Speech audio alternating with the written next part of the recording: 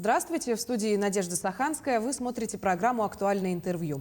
В столице Якутии начинается строительство крематория. Ввести объект планируется уже в третьем квартале этого года. Разрешение на строительство выдано обществу с ограниченной ответственностью «Быдан Иргир». Гость студии сегодня – заместитель генерального директора предприятия Михаил Ремес. Михаил Иванович, здравствуйте. Здравствуйте. Скажите, чем же продиктована необходимость в строительстве крематория в столице нашего региона? Похоронная отрасль в стране является отдельным видом деятельности. И согласно закону о погребении и похоронном деле, закон определяет гарантии погребения умершего с учетом его волеизъявления и гарантии предоставления материальной помощи. Также он определяет место, что погребение умершего должно осуществляться путем предания тела или земле, или огню проведения кремации. Вместе с тем, федеральный закон об основных принципах организации местного самоуправления определяет местные задачи администрации в содержании мест погребения и организации ритуальных услуг. На самом деле, исходя из этого, из требования действующего законодательства, в городе Якутске не реализовывается возможность человека при выборе способа погребения путем своего волеизъявления или родственника, когда принимают это решение. В городе Якутске существует 5 кладбищ, из них 2 кладбища открыто. Администрация вынуждена выделять порядка 0,7-0,8 гектаров земли под новое захоронение.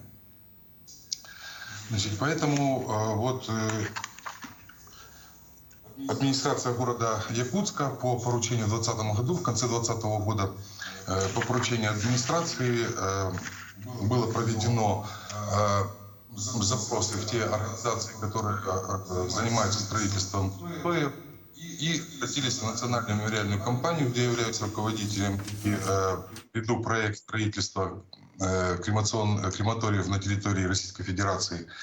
И таким образом было предложено заключить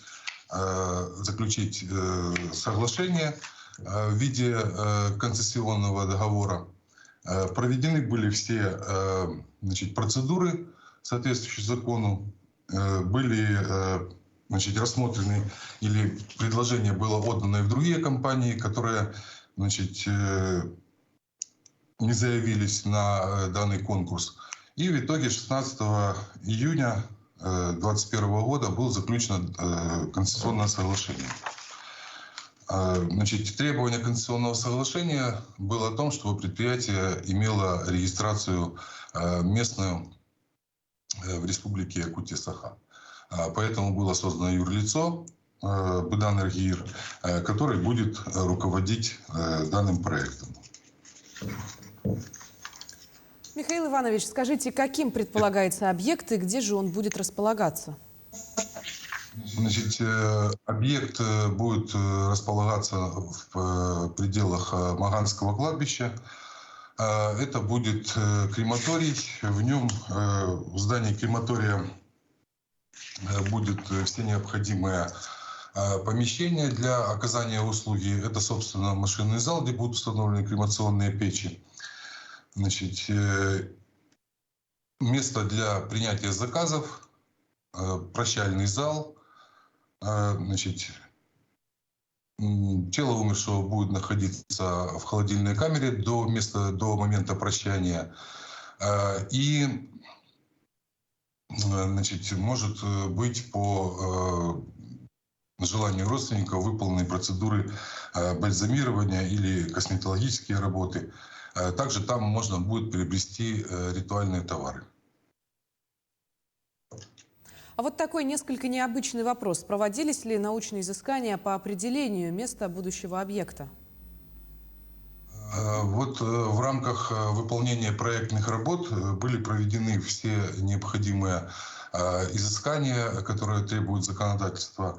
Это геодезические работы, геологические работы, экологические, так как связано, скажем, с требованиям законодательства, градостроительного кодекса. И все эти работы прошли экспертизу и выполнены полностью даже на предмет, скажем, археологических исследований, чтобы там не было каких-то исторических моментов захоронений. Современное кремационное оборудование, которое будет установлено в кремационной печи, полностью является экологически безопасным. И при проведении кремации выбросов, дыма, запахов, которые засоряют атмосферу, их не будет. Скажите, а какова стоимость крематория и кто вкладывается в этот проект? Согласно проектно-сметной документации, стоимость крематория составляет около 120 миллионов рублей. Деньги собственные компании и вкладываются учредители компании «Быдан Эргир» в данный проект. То есть получается, что будут задействованы частные денежные средства? Да, я уже говорил о том, что проект выполняется по договору концессии. И что это означает? Это означает, что после вложения денег инвесторов и когда объект до конца этого года будет введен, он передается в собственность администрации города Якутска. И администрация города Якутска будет собственником данного объекта, а концессионер «Быдан Эргир» будет выплачивать концессионные платежи в бюджет города и, соответственно, управлять оперативной деятельностью данного объекта. Национальная мемориальная компания будет оказывать всю необходимую помощь, поскольку имеет опыт строительства таких объектов в других регионах страны, что касается технического обслуживания, что касается организации ритуальных услуг на рынке города Якутска. Михаил Иванович, по средним расчетам традиционная стоимость одного погребения составляет около 90 тысяч рублей. Какие расчеты представлены вашим предприятием в случае кремации? Проведение погребения с помощью кремации на самом деле существенно отличается в меньшую сторону. И задача проекта, одну из задач проекта определяет снижение стоимости услуги для населения. Поэтому мы окончательно туда, непосредственно ближе к пуску объекта, окончательно объявим тарификацию цен. Но сейчас стоимость кремации или гарантированного перечня составляет чуть больше 16 тысяч рублей. Это или гарантированный перечень, или социальное пособие, которое получают граждане, когда хоронят родственников. На самом деле, да, по городу Якутску цена где-то порядка 90-100 тысяч рублей на проведение похорон и связанных с ними мероприятий. У нас кремация должна быть в пределах не более 20 тысяч рублей. И мы будем сами заниматься закупкой ритуальных товаров и всего сопутствующего процесса погребения. Поэтому наша задача снизить стоимость услуги на рынке города Якутска.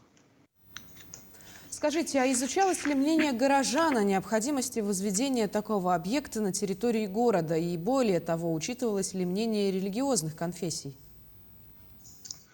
С момента нашего взаимодействия с администрацией города Якутска, конечно же, тема такая, мы понимаем, табуирована, тема смерти покойников, но тем не менее она вызывает в средствах массовой информации среди граждан определенный интерес. И мы, соответственно, отслеживали те публикации и особенно комментарии на эти публикации в тех же социальных сетях. На канале в Якутии ekt.ru из 6300 респондентов ответили положительно более 80%. Поэтому мы учитываем это мнение. И на самом деле тоже понимаем, что в любом случае, хоть эта тема и табуирована, но на самом деле, скажем, мы понимаем, что смерть, это как часть, скажем, нашей жизни, да. И думаю, что со временем в Якутске люди, население привыкнут, и то, что у них есть эта услуга, и они могут использовать свой выбор по погребению своего родственника. Или в землю, да, или в огонь, но такой выбор уже будет. Ну, примеры, допустим, в тех крематориях, которые работают на рынке более 40-50 лет, это Екатеринбург, Москва, Санкт-Петербург, количество кремаций составляет более 70% от общего количества смертей в этих городах. Те крематории, которые на рынке работают 20-30 лет, у тех больше половины. Поэтому это дело времени, услуга новая для региона, но на самом деле, скажем, вот отношение граждан при опросе, оно показывает, скажем, ну, что негатива нет.